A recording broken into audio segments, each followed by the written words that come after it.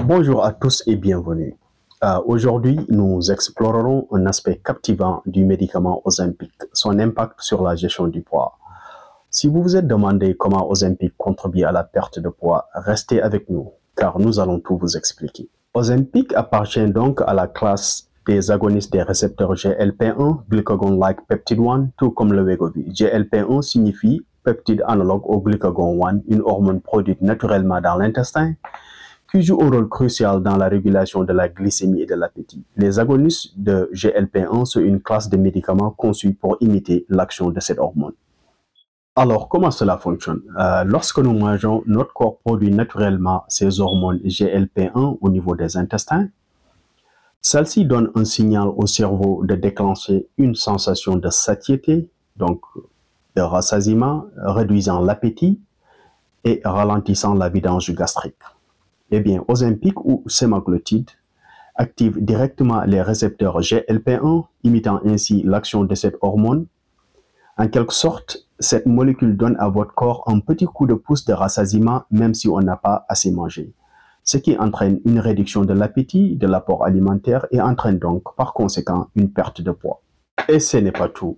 Il ne faut pas oublier que ce médicament a été conçu avant tout pour réduire la glycémie, et ceci en stimulant la sécrétion et la synthèse d'insuline, en supprimant la sécrétion de glucagon, en ralentissant la vidange gastrique. Maintenant que nous avons une idée de ce qu'est Ozempic, parlons du dosage et de l'administration.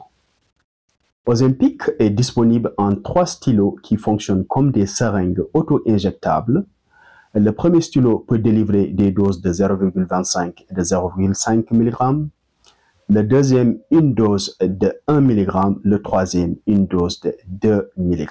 Il y a un autre médicament appartenant à la même classe qu'Ozempic, contenant la même molécule, semaglutide, appelé Wegovy, spécialement formulé pour la perte de poids, donc contre l'obésité, est disponible en 5 stylos seringues auto-injectables.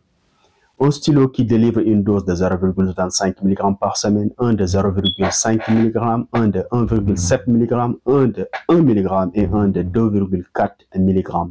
Ces médicaments sont généralement administrés par injection sous-cutanée une fois par semaine.